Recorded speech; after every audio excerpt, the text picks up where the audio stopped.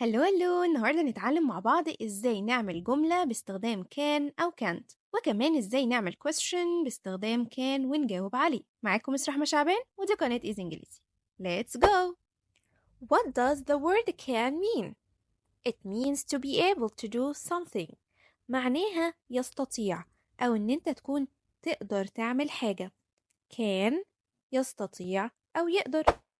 طب ازاي نكون الجملة باستخدام can؟ How to use can. أول حاجة هنبتدي بالسبجكت. إيه هو السبجكت؟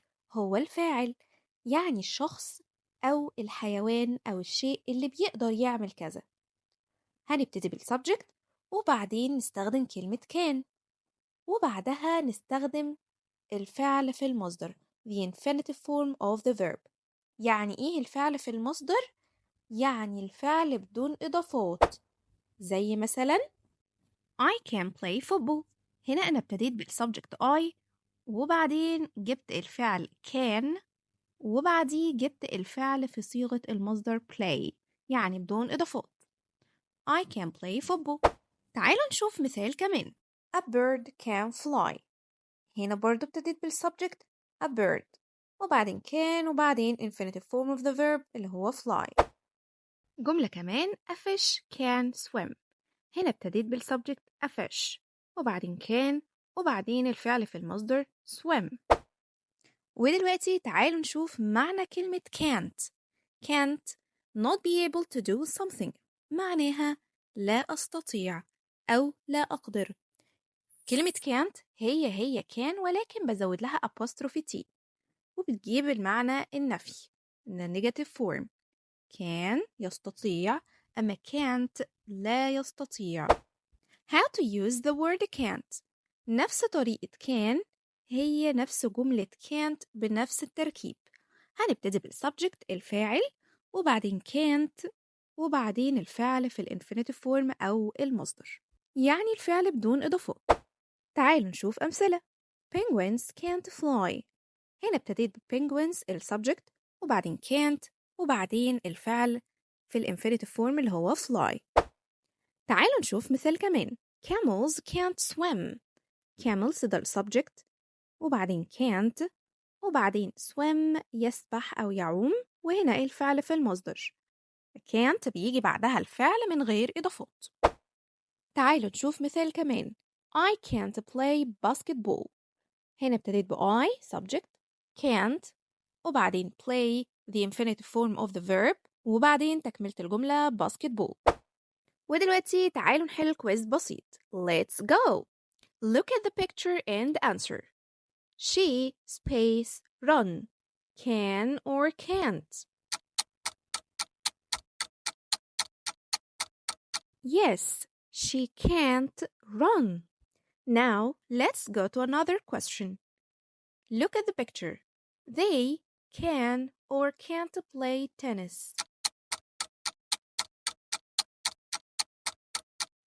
Yes, they can play tennis. Another question. She space C. Can or can't?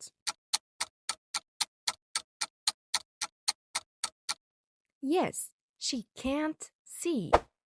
ودلوقتي تعالوا نتعلم ازاي نعمل سؤال باستخدام can. والسؤال هنا هيكون معناه هل تستطيع. هبتدي أول حاجة بكلمة can مش السبجكت، على عكس الجملة، يعني بنعكس الفاعل مكان can. هنبتدي بكان وبعدين السبجكت اللي هو الفاعل وبعدين the infinitive form of the verb، يعني الفعل في المصدر. وما ننساش إن أول حرف في السؤال لازم يكون capital وآخر الكويستشن بننتهي بعلامة استفهام أو question mark. طب تعالوا نتعلم إزاي نجاوب على سؤال كان.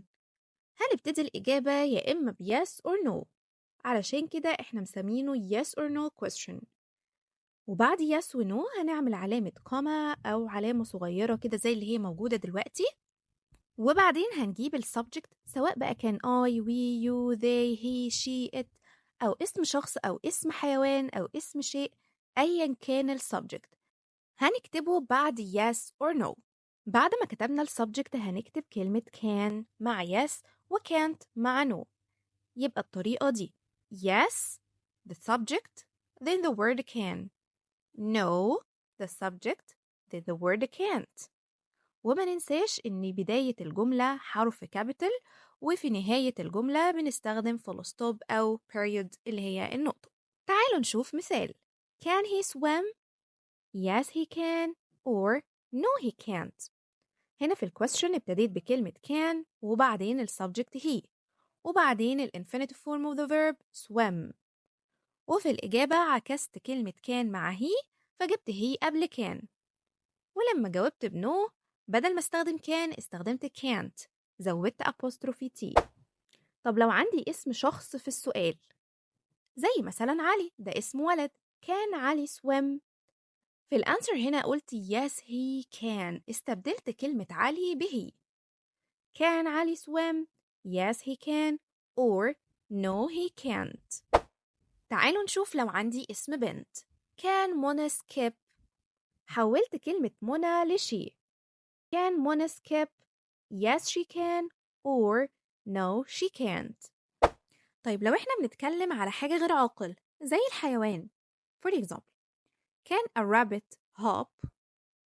في الإجابة قلت yes it can، حولت اسم الحيوان ده ل it علشان احنا بنستخدم الضمير it for anything that can't think، حاجة مش بتفكر.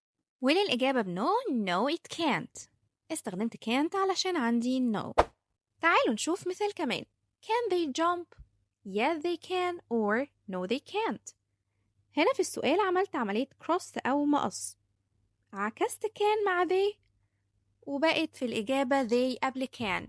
Yes they can ومع no استخدمت can't، زودت apostrophe t. طب احنا لو استخدمنا plural noun like bees، can bees fly؟ في الإجابة كلمة bees اتحولت ل they. Yes they can. أي اسم plural أو جمع بيتحول في الإجابة ل they. نركز بقى في الجزء اللي جاي. لو أنا عندي في السؤال كلمة you، نخلي بالنا إن إحنا هنا مش هنعمل مقص ومش هننزل you زي ما هي. أمال هنعمل إيه؟ تعالوا نشوف. لو أنا هستخدم كلمة you كسينجولار pronoun أو ضمير مفرد بمعنى أنت، كلمة you هتتحول ل I. لو كلمة you بمعنى مفرد أنت هتتحول ل I. Can you هتتحول ل yes I can or no I can't. تعالوا نشوف مثال. Can you sing songs؟ هل أنت بتقدر تغني أغاني؟ Yes I can or no I can't. هنا حولت كلمة you ل I علشان هنا أنا بكلم شخص واحد بس بمعنى أنت. طب لو أنا استخدمت كلمة you كبلورال pronoun يعني ضمير جمع بمعنى أنتم، هنحول كلمة you ل we. Can you هتتحول ل yes we can or no we can't لو كان معنى you أنتم أو plural يعني للجمع. For example, can you do karate? Yes we can or no we can't. هنا حولت كلمة you ل we لأن كلمة you هنا جت للبلورال أو للجمع. ودلوقتي تعالوا نحل شوية أسئلة. Let's go! Look at the picture and answer the question. Can she play the flute?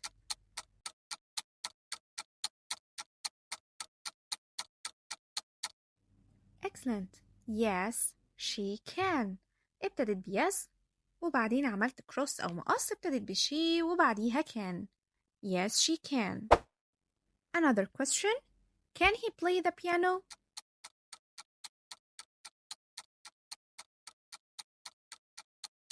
No, he can't. ابتدت الإجابة بنو وبعدين عكست he وبعديها can't. Another question. Can you play the drum?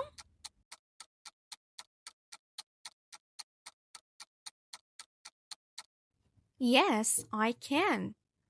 نخلي بالنا إن هنا الquestion كان في كلمة you وحولتها ل I. Yes, I can.